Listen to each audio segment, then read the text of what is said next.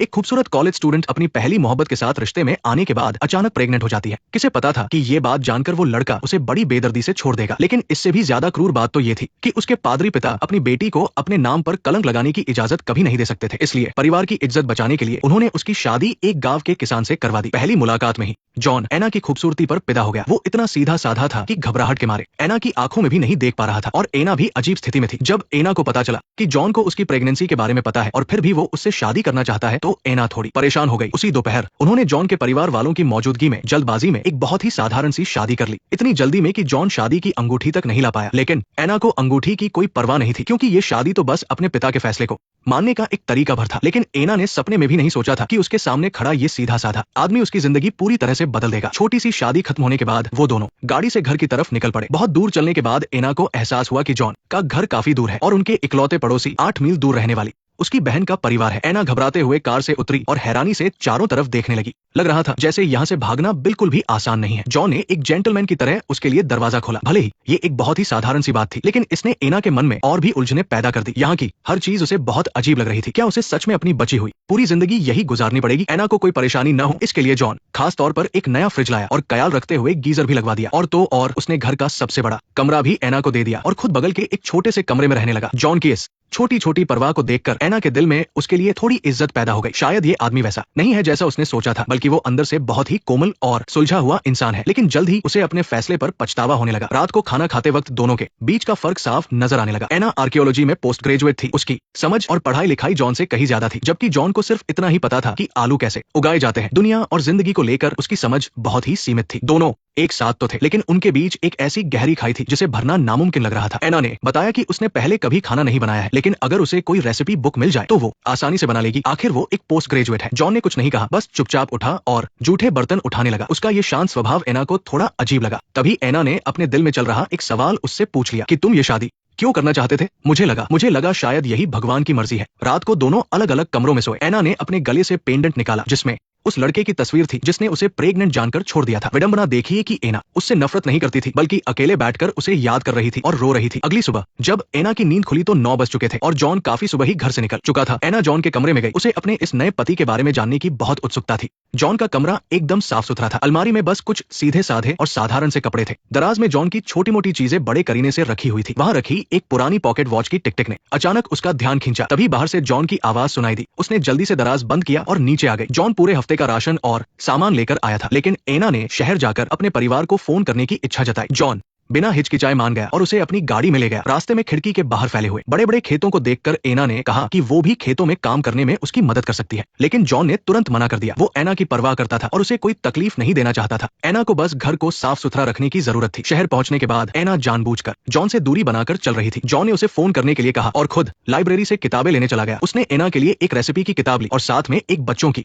परवरिश से जुड़ी किताब भी ले ली। उसने आर्कियोलॉजी से जुड़ी जानकारी भी मांगी ताकि वो एना के साथ थोड़ी और बातें कर सके। लेकिन उसे ये नहीं पता था कि एना के फोन करने की असली वजह घर पर अपनी तैरियत बताना नहीं था, बल्कि अपनी बहन से अपने एक्स बॉयफ्रेंड के बारे में पूछना था। लेकिन उसे वहां से भी कोई जानकारी नहीं मिली। वापस लौटते समय एना की सहूलियत के लिए ताकि वो आराम से शहर आ जा सके, जॉन ने खुद उसे कार चलाना सिखाना शुरू किया। शुरुआत में घबराहट में एना को एक्सीलरेटर और ब्रेक में भी फर्क समझ नहीं आ रहा था, लेकिन जल्द ही जॉन के प्यार से सिखाने पर एना ने अच्छी तरह गाड़ी चलाना सीख लिया। और ये पहली बार था जब एना के चेहरे पर इतनी बड़ी और प्यारी सी मुस्कान आई थी। उस पल उसे भी इस बात का एहसास हुआ कि जॉन के साथ इस सादगी भरी जिंदगी में भी खुशियां ढूंढने पर मिल सकती है। इसके बाद जॉन उसे एक पारिवारिक दावत में ले गया और वहां अपने सभी रिश्तेदारों और दोस्तों से मिलवाया। उसे उम्मीद थी कि एना जल्द ही यहाँ सबके साथ घुल मिल जाएगी, लेकिन एना अभी भी जॉन से झूठ बोल रही थी। वो कह रही थी कि वो अपनी बहन को चिट्ठी भेज रही है, लेकिन असल में वो चिट्ठी उसके एक्स बॉयफ्रेंड के लिए थी। घर लौटने के बाद एना ने खाना बनाना सीखना शुरू किया। वो रसोई में इधर उधर भागते हुए काम कर रही थी। एना को इतनी लगन से खाना बनाते देखकर जॉन के मन में उसके लिए एक अजीब सा प्यार उमड़ने लगा। वो खुद को रोक नहीं पाया और उसे पीछे से गले लगाने के लिए आगे बढ़ा, लेकिन फिर उसे लगा कि कहीं उसकी इस हरकत से एना बुरा न मान जाए, इसलिए वो अपनी उन बेताब भावनाओं को मन में ही दबाए रहा। जब एना ने देखा कि जॉन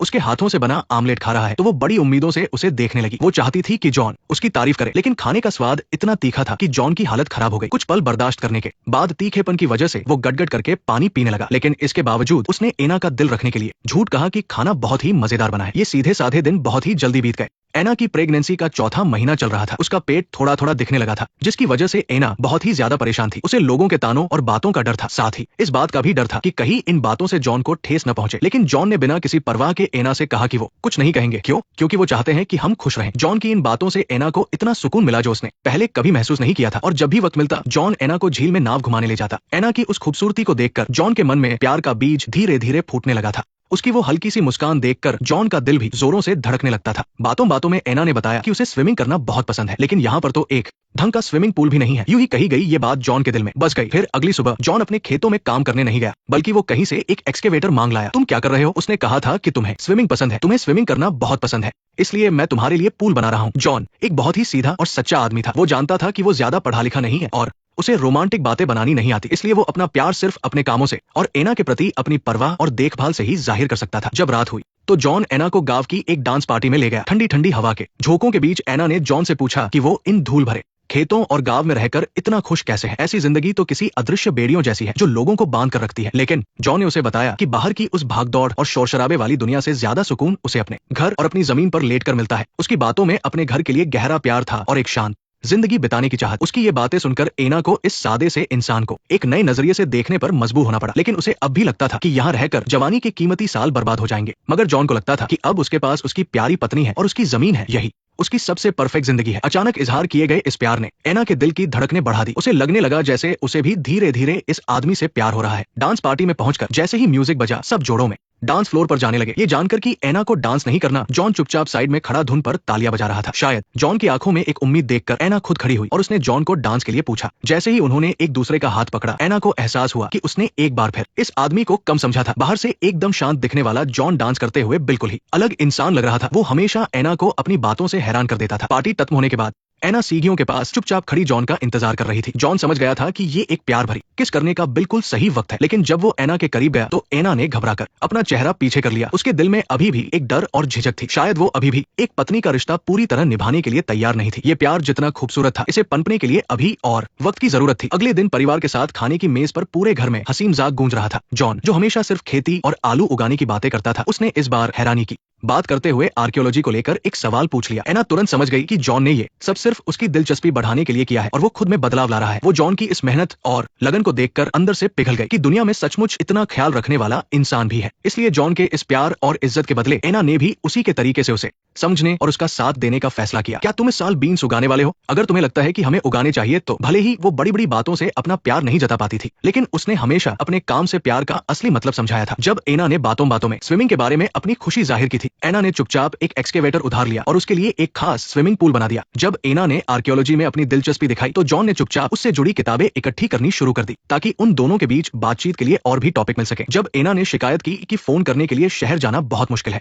तो उसने बिना कुछ सोचे घर पर ही फोन लगवा दिया, ताकि एना जब चाहे बाहर वालों से बात कर सके। वही एना को कुछ भी करने की जरूरत नहीं थी, उसे बस घर पर आराम से अपनी प्रेगनेंसी का ध्यान रखना था, क्योंकि जॉन हमेशा हर चीज का पहले से ही इंतजाम कर देता था। एक दिन एना की बहन शहर से अचानक उससे मिलने आई। वो खास तौर पर अपनी बहन को देखने आई थी जो गांव में रह रही थी। जब उसने वो छोटा सा साधारण घर और अपनी बहन के कपड़े देखे जो छोटे और सिकुड़े हुए थे, तो उसे अंदर ही अंदर बहुत बुरा लगा। उसकी आंखों में यहाँ की जिंदगी के लिए नफरत और तरस साफ दिख रहा था। यहाँ तक कि जब जॉन थका हारा घर वापस लौटा तो बहन ने बस घमंड से सिर उठाकर रूखेपन से हाय कहा। अपनी बहन को गांव की इस मुश्किल जिंदगी से बाहर निकालने के लिए बहन ने जल्दी से एना को अपना एक जबरदस्त प्लान बताया। लेकिन एना को खुद भी एहसास नहीं था कि वो दिल से जॉन को अपना चुकी है, इसलिए उसने ऐसा कोई भी काम करने से मना कर दिया जिससे जॉन को ठेस पहुंचे, क्योंकि जॉन अब तक का सबसे अच्छा इंसान था जो उसे अपनी जिंदगी में मिला था। ये सुनकर बहन भी कुछ नहीं कह पाई और उसे एना का फैसला मानना ही पड़ा। बहन को विदा करने के बाद एना ने अपने दिल में और भी पक्का इरादा कर लिया कि वो अपनी पूरी जिंदगी जॉन के साथ ही बिताएगी। वो सपने देखने लगी कि कैसे वो अपने पति के साथ मिलकर अपना छोटा सा घर सजाएगी, अपनी खुशियां और पसंद एक दूसरे से बांटेगी। उन्हें कुछ पुरानी चीजें भी मिली जो सालों पुरानी थी। एना बड़ी खुशी से उन्हें जॉन को दिखाने लगी और बताने लगी, और उसके मुंह से निकले हमारा घर इन शब्दों ने मानो एक चाबी की तरह उन दोनों की खुशियों का दरवाजा खोल दिया। ये पहली बार था जब जॉन ने प्यार के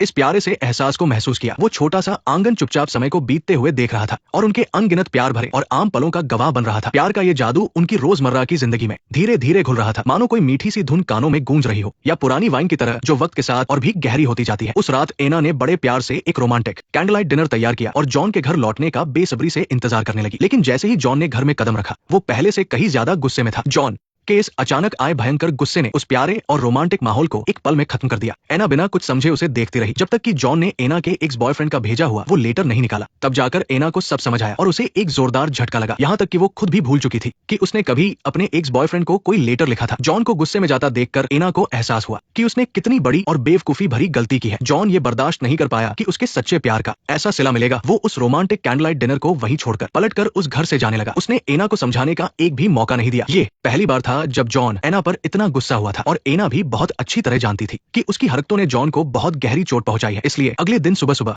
उसने जल्दी से ब्रेकफास्ट तैयार किया। वो सच्चे दिल से जॉन से माफी मांगना चाहती थी, लेकिन अंदर से वो उस लेटर वाली बात भी नहीं छेड़ना चाहती थी। तो उसने बहाने से कुत्ते का नाम ले लिया। मुझे माफ कर दो, मैंने फ्रैंकलिन को घर में ही रखा। मुझे अंदाजा नहीं था कि ये तुम्हारे लिए इतनी परेशानी की बात होगी। मैंने और जानवरों को भी कुत्ते के साथ रख दिया। जॉन ने उसकी इस बात का कोई जवाब नहीं दिया, बल्कि वो धीरे धीरे एना के पास गया और चुपचाप एना की आंखों में देखने लगा। उसकी उन गहरी आंखों में ढेर सारे उलझे हुए जज्बात नजर आ रहे थे। फिर उसने धीरे से एना का चेहरा अपने हाथों में लिया और उसे बड़े ही प्यार से चूम लिया। उस छोटे से पल के लिए मानो पूरी दुनिया ही थम सी गई हो। इस बार एना ने पहले की तरह उसका विरोध नहीं किया, पर उसने पूरा साथ भी नहीं दिया। तभी जॉन ने आंखों में आंसू भरकर एना से एक सवाल पूछा। इस पल एना का दिल अंदर से छलनी हो रहा था। उसे एहसास हुआ कि उसने वाकई उस इंसान को बहुत दर्द दिया है जो उसे अपनी जान से भी ज्यादा प्यार करता है। पछतावा और खुद पर गुस्सा उसके दिल में भर गया था। उसी रात वो जॉन की बहन के घर गई और उसे अपने बीते हुए कल की सारी बातें सच सच बता दी। उसने बहन को उस लेटर के बारे में भी बताया। असल में उसके एक्स बॉयफ्रेंड ने उस लेटर में साफ लिख दिया था कि वो इस बच्चे को नहीं अपनाएगा और ना ही एना की कोई जिम्मेदारी लेगा। हालांकि एना इस वक्त बहुत उदास और टूटी हुई थी, लेकिन जॉन को और दर्द ना सहना पड़े इसके लिए उसने एक पक्का फैसला कर लिया कि वो यहाँ से चली जाएगी। हालांकि बहन को एना की हालत पर तरस आ रहा था, लेकिन उसे अपने भाई की परवाह कहीं ज्यादा थी। इसलिए उसने एना से कहा कि अगर वो जॉन को पूरे दिल से प्यार नहीं कर सकती तो बेहतर है कि ये सब जल्द ही खत्म कर दे। जब रात का अंधेरा फिर से छा गया तो एना को एक डरावना सपना आया। सपने में उसकी नासमझी में की गई पुरानी गलतियां उसे डराने लगी। वो उन यादों में इतनी बुरी तरह फंस गई थी कि बाहर ही नहीं आ पा रही थी। घबराकर उठने के बाद जॉन उसके पास आया और प्यार से उसे संभाला। बस उसकी बातों में पहले जैसी गर्माहट नहीं थी और एना को भी अपनी गलती का गहरा एहसास हो चुका था। वो रोते हुए जॉन से माफी मांगने लगी। उसके हर एक लफ्ज में पछतावा और खुद के लिए नफरत भरी थी। उसने कहा कि जॉन उसकी जिंदगी में आया सबसे अच्छा इंसान है, लेकिन वो खुद को इतनी गिरी हुई समझती थी कि जॉन के सच्चे प्यार के लायक नहीं मानती थी। इसलिए उसने तय किया कि थैंक्सगिविंग के बाद वो यहाँ से हमेशा के लिए चली जाएगी। एना के इस फैसले को सुनकर जॉन बिल्कुल खामोश रहा और उसने एना को रोकने की कोई कोशिश नहीं की। जल्दी ही थैंक्सगिविंग का वो खास दिन आ गया। इस प्यारे और खास मौके पर एना ने डाइनिंग टेबल पर सबके सामने अपनी आखिरी विदाई ली। उसकी आवाज थोड़ी रुंध गई थी और उसकी हर एक बात में सच्चाई झलक रही थी। उसने उस जगह का शुक्रिया अदा किया जहाँ से उसे इतनी सारी खूबसूरत यादें मिली और उन सभी लोगों का जिन्होंने उसे इतने प्यार से अपनाया और बिना किसी स्वार्थ के उसकी देखभाल की। इन कुछ ही महीनों में उसे यहाँ इतना प्यार मिला जितना शायद उसे अपनी पूरी जिंदगी में कभी नहीं मिला था। वो प्यार एक मीठे झरने की तरह था जिसने उसके दिल को सुकून दिया और उसे वो खुशी और शांति दी जो उसने पहले कभी महसूस नहीं की थी। लेकिन आखिरकार वो विदाई की घड़ी आ ही गई। भले ही एना का दिल वहां से जाने को नहीं कर रहा था और वो उदास थी, फिर भी उसने चुपचाप अपना सामान बांध लिया और इस बीच नीचे खड़ा जॉन भी गहरे दर्द और उलझन में था। उसे एना का इस तरह जाना बिल्कुल अच्छा नहीं लग रहा था, पर उसे समझ नहीं आ रहा था कि उसे रोकना चाहिए या नहीं। जब एना फिर से उसके सामने आकर खड़ी हुई तो जॉन का दिल पिघल गया। उसे एहसास हो गया कि वो एना से कितना सच्चा प्यार करता है और उसे खुद से दूर नहीं कर सकता। देखते ही देखते उसकी लाल आंखों में आंसू छलक आए। मैं उस बच्चे से प्यार करता हूँ। मेरे लिए तुम सबसे बेहतरीन चीज हो जो मेरी जिंदगी में हुई। तुम एक अच्छी और हुनरमंद औरत हो। तुम खाना बनाने में बिल्कुल अच्छी नहीं हो, पर कोई बात नहीं, वो काम मैं कर लूंगा। मैं जानता हूँ कि तुम्हारे दिल में दूर दूर जाने के कई सपने हैं, लेकिन ओटेरो काउंटी का अपना एक लंबा इतिहास है। अगर तुम्हें इंडियन माउंटेन और कुत्ते पसंद है तो मैं उन्हें ढूंढने में तुम्हारी मदद करूंगा। उसके बाद जॉन ने धीरे से वो शादी की अंगूठी निकाली जो उनकी शादी के वक्त उसके पास नहीं थी। उस चमकती हुई अंगूठी की चमक मानो जिंदगी भर साथ निभाने का वादा कर रही थी। उसने एक बार फिर बड़े ही प्यार से एना से अपने प्यार का इजहार किया, लेकिन एना ने हाँ में सिर नहीं हिलाया। उसका दिल शर्मिंदगी और खुद से नफरत से भरा हुआ था। उसे लग रहा था कि उसने जॉन को इतना गहरा घाव दिया है जिसे कभी भरा नहीं जा सकता। मुझे मालूम है, क्योंकि एक न एक दिन तुम खुद को माफ कर दोगी। जॉन का ये प्यार और समझदारी हमेशा सबसे नाजुक वक्त में एना के दिल को छू जाती थी। उसकी वो सच्ची परवाह उसे बहुत सुकून और खुशी देती थी। उनके बीच की वो सारी गलतफहमियां और दूरियां भी उसी पल हमेशा के लिए खत्म हो गई और एना ने आखिरकार प्यार की निशानी वो अंगूठी पहन ली। वो अंगूठी वादे और उम्मीद की रोशनी से चमक रही थी जिसने एना की जिंदगी के आगे के सफर को फिर से रोशन कर दिया था। उस कड़ाके की ठंड और बर्फीले मौसम में एना ने बिना हिचकिचाए अपने एक्स बॉयफ्रेंड से जुड़ी सारी चीजें जला दी, यहाँ तक कि वो लॉकेट भी जिसमें उसके एक्स की तस्वीर थी। वो भड़कती आग एना की पुरानी यादों को निगल रही थी और